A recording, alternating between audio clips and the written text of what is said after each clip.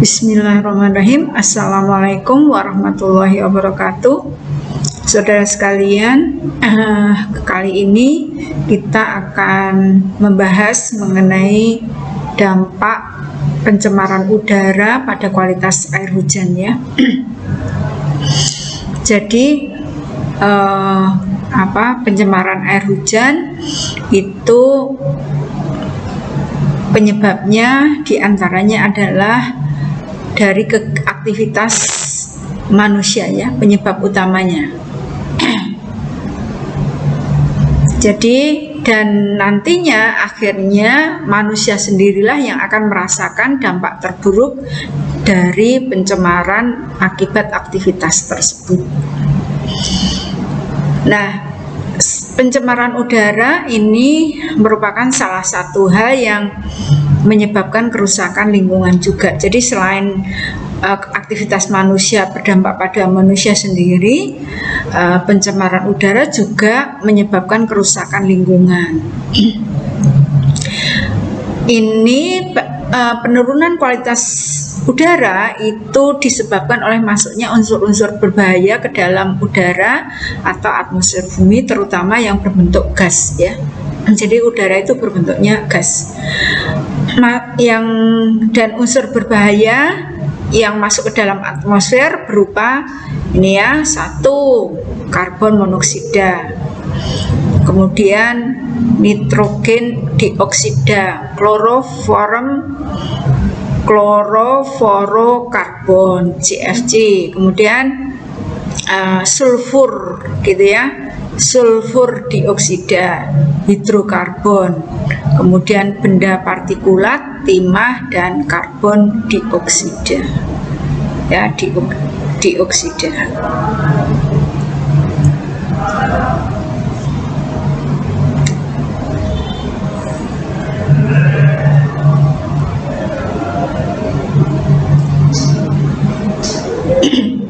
Karbon dioksida. Nah ini apa namanya ya, sketsa ya proses pencemaran udara, sketsa proses pencemaran udara. Yang di bawah ini adalah contoh berbagai aktivitas yang dilakukan oleh manusia gitu ya. Jadi utamanya adalah industri gitu, yang paling banyak mengeluarkan gas-gas yang kita sebut tadi itu ya. Ada karbon monoksida, nitrogen dioksida, kemudian CFC, kemudian sulfur, hidrokarbon, timah. Nah itu adalah kemudian karbon dioksida itu dari kegiatan industri ya, yang paling banyak ini, yang paling banyak mengeluarkan. Jadi kalau ada kompleks industri berarti semua ini dihasilkan ya. Kemudian juga dari permukiman. Nah permukiman itu kan kalau di Indonesia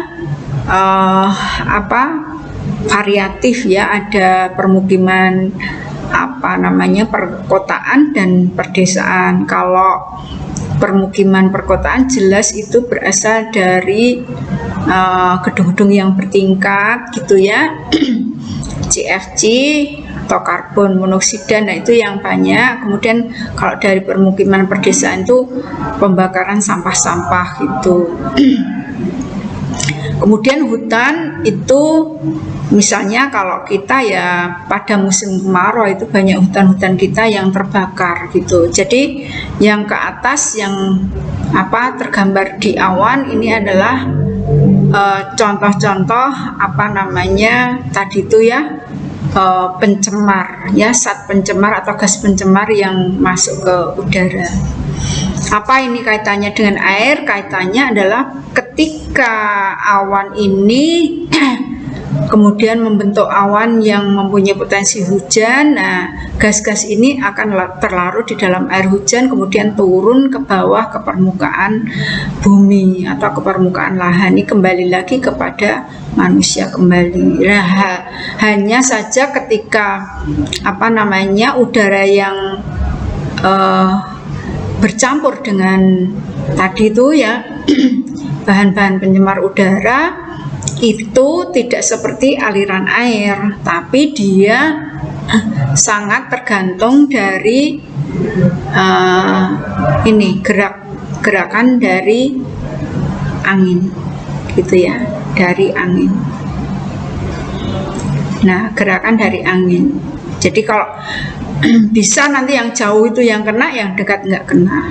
Itu ya sangat tergantung dari kecepatan dan arah angin. Faktor pencemar udara ini ya dihasilkan ini berupa asap, debu, dan gas. Nah, tentunya ada dua faktor ya, faktor alam itu misalnya aktivitas gunung berapi yang mengeluarkan abu, gas vulkanik, kemudian kebakaran hutan yang alami ya, misalnya di Kalimantan itu kan permukaannya tidak seperti di Jawa, jadi batu bara yang banyak, kemudian lapisan tanahnya tipis. Ketika pada musim kemarau itu sinar matahari terik, nah, batu baranya terbakar sehingga hutannya juga terbakar. Kemudian kegiatan mikroorganisme. Nah, kemudian faktor manusia tadi kita sudah sebut, segala aktivitas manusia, seluruh aktivitas manusia menghasilkan asap, debu, dan gas. Nah, ini adalah emisi gunung yang meletus gitu ya. Jadi contohnya adalah Merapi ya.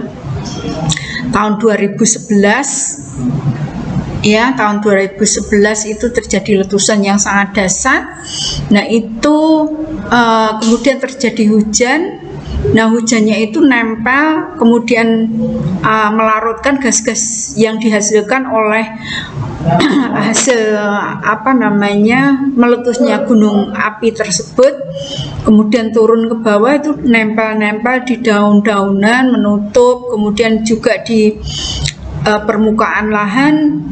Nah, itu memberikan efek yang kurang baik pada manusia. Misalnya tanaman sayuran gitu ya, nempel di situ. Nah, itu kita harus cuci bersih-bersih. Nah, ini kadang-kadang pun ada yang masih ikut serta di dalamnya. Nah, itu contohnya itu ya.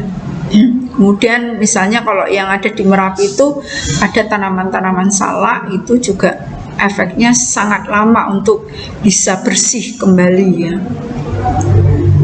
Kemudian berbagai kegiatan manusia yang menghasilkan polutan terutama adalah pembakaran, yakni sampah, kemudian rumah tangga, kegiatan rumah tangga.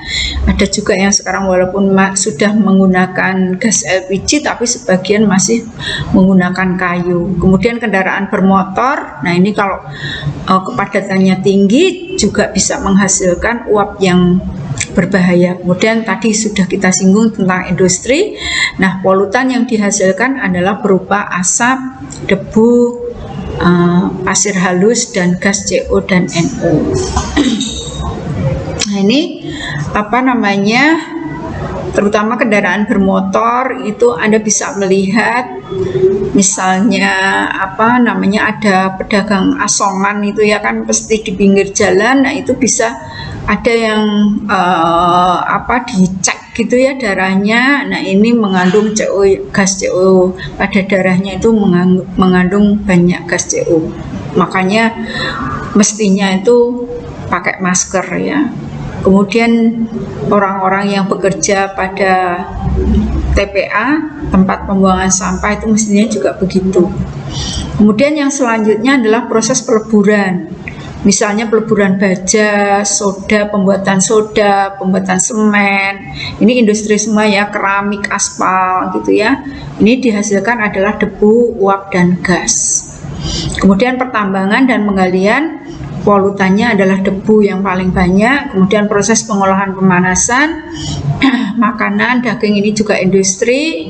Ikan, penyamaan kulit, itu polutannya adalah asap, debu, dan bau.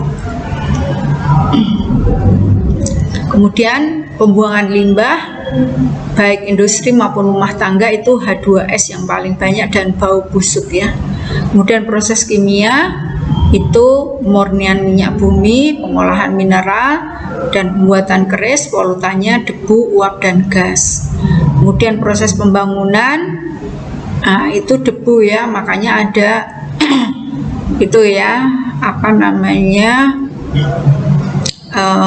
cek ya, proses pembangunan itu mau mengganggu kegiatan manusia apa enggak ya, gedung-gedung, jalan ya, kegiatan semacamnya, asap dan debu.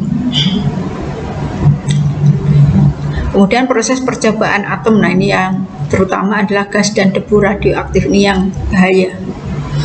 Kemudian nah ini ya ilustrasi dari berbagai kegiatan manusia yang menyebabkan pencemaran udara. Nah tadi kita sudah menyampaikannya, ada natural dan ada karena kegiatan manusia. Yang natural itu vulkanus, kemudian apa namanya, hutan yang terbakar, kemudian ya hutan yang terbakar ini, kemudian daerah perkotaan gitu ya, perkebunan gitu.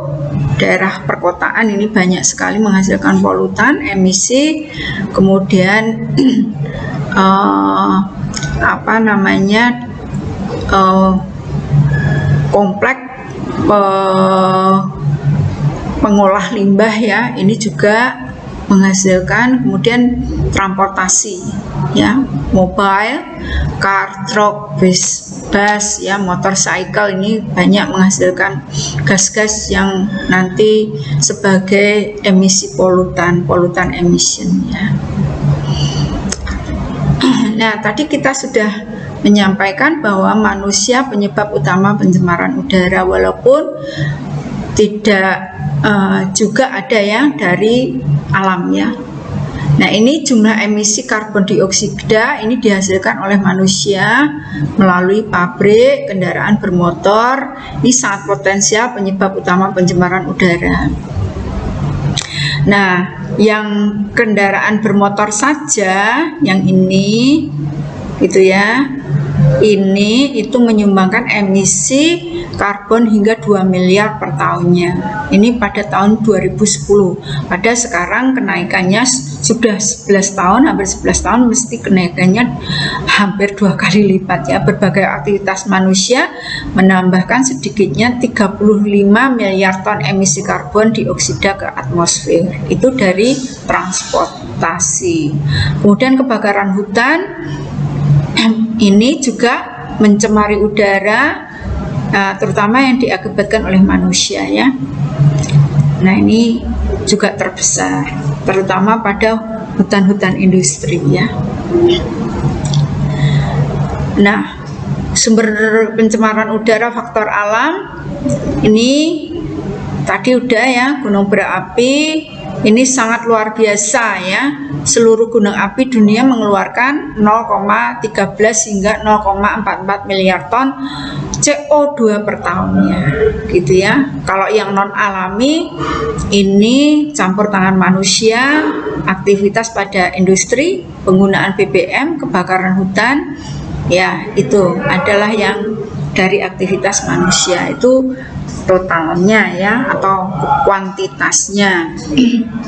Nah ini ilustrasi dari letusan gunung berapi ya, banyak sekali gas-gas yang dihasilkan, bukan hanya CO, NO, SO ya, itu ada semuanya. Nah ini kebakaran hutan itu juga menghasilkan CO yang paling tinggi. Kemudian dampaknya apa? Dampak dari pencemaran udara adalah hujan asam. Jadi pH hujan itu sudah asam ya, karena CO2 di atmosfer. Nah kemudian ditambah lagi oleh CO2 atau SO2 serta NO2 yang diakibatkan dari aktivitas manusia. Nah ini nanti akan juga membentuk asam, sehingga bisa menurunkan pH hujan. Dampaknya apa? Ini adalah menyebabkan gangguan pernafasan, jelas menyebabkan penyakit kulit, itu yang ringan-ringan ya, korosif pada benda-benda yang terbuat dari logam. Kemudian pelapukan pada batuan. Jadi batuan itu harusnya kan kuat gitu ya, tapi kalau hujannya asam menjadi mudah lapuk, merusak lapisan lilin pada tumbuhan, kemudian pertumbuhan akar tumbuhan menjadi terhambat. Kemudian jelas tumbuhan tidak subur, kemudian penurunan bisa menurunkan karena tumbuhan juga ketersediaannya terganggu atau terpolusi, maka terjadi penurunan populasi pada hewan. Jadi ini efek domino. Pencemaran ekosistem perairan jelas karena air hujan nanti juga meresap ke dalam tanah, kemudian menjadi limpasan ke sungai ada ikannya, itu ya efek domino. Kemudian penurunan populasi ekosistem danau dan sungai, tadi kita sudah sebut, ekosistem laut juga terganggu, menimbulkan erosi dan penurunan kualitas air di seluruh sumber air.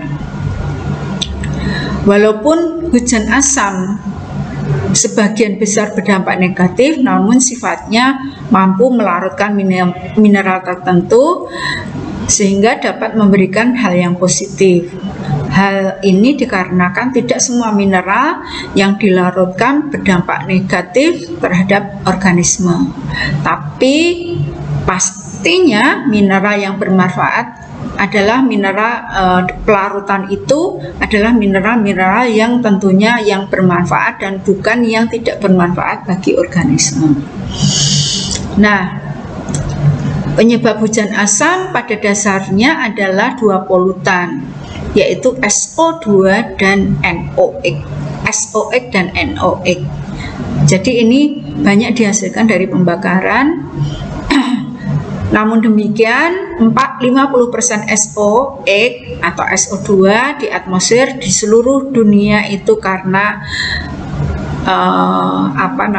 dampak dari faktor alami, terutama dari letusan gunung api ya, atau kebakaran hutan yang alami.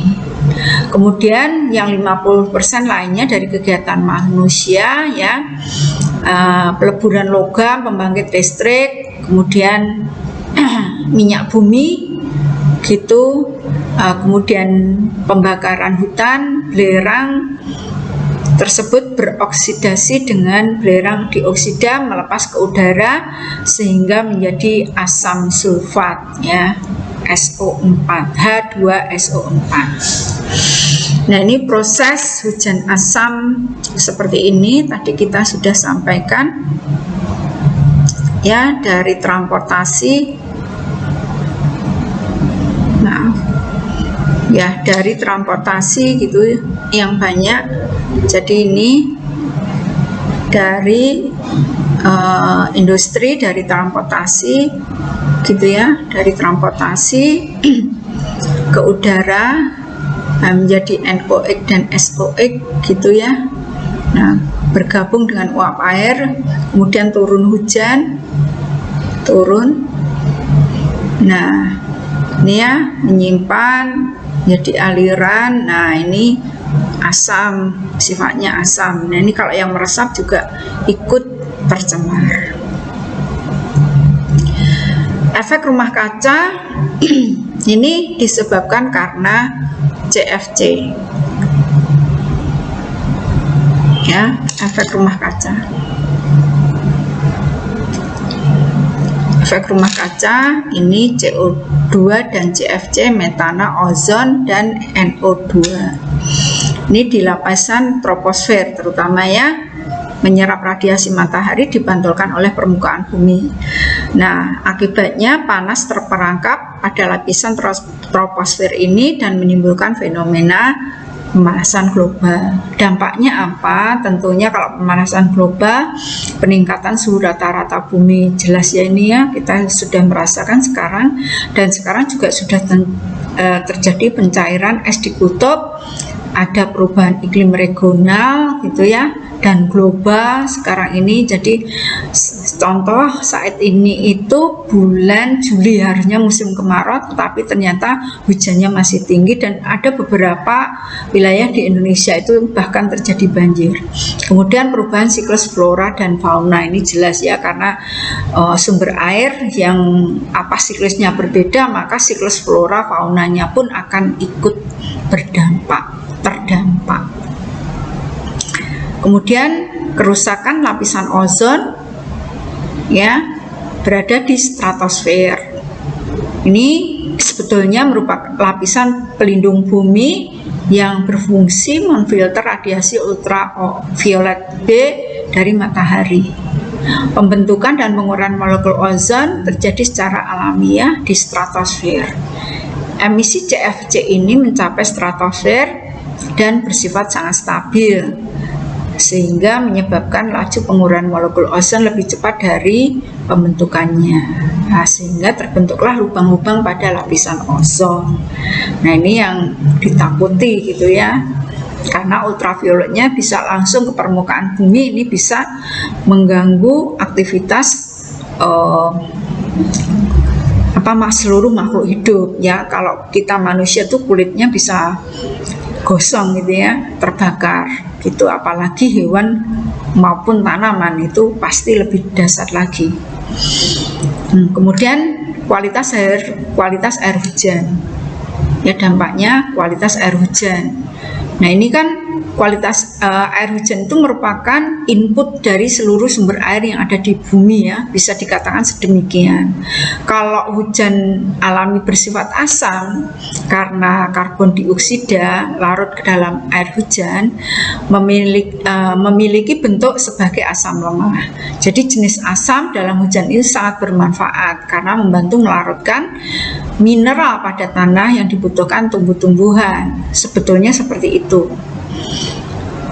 Nah, itu pada dasarnya demikian. Hujan memiliki tingkat keasaman berkisar pH 5. Jadi sebetulnya kualitas air kita itu membedakan juga ya, bisa membedakan apakah ini air hujan atau sumber air yang lain hanya dari pH-nya. Kalau pH-nya cenderung asam, itu berarti air hujan, kemudian mineralnya 0 atau absen, itu berarti air hujan.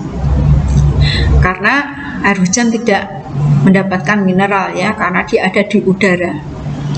Bila hujan terkontaminasi karbon dioksida dan gas klorin, bereaksi bercampur di atmosfer sehingga tingkat keasamannya menjadi lebih rendah dari 5. Nah, inilah yang disebut dengan hujan asam. Jadi pH-nya kurang dari 5. Nah, seperti itulah dampak dari kualitas air hujan yang menurun, terutama akibat dari aktivitas manusia. Nah, semoga apa yang saya sampaikan bermanfaat, dan saya akhiri dulu pertemuan kita dengan bacaan hamdalah alhamdulillahirabbil alamin. Saya akhiri. Wassalamualaikum warahmatullahi wabarakatuh.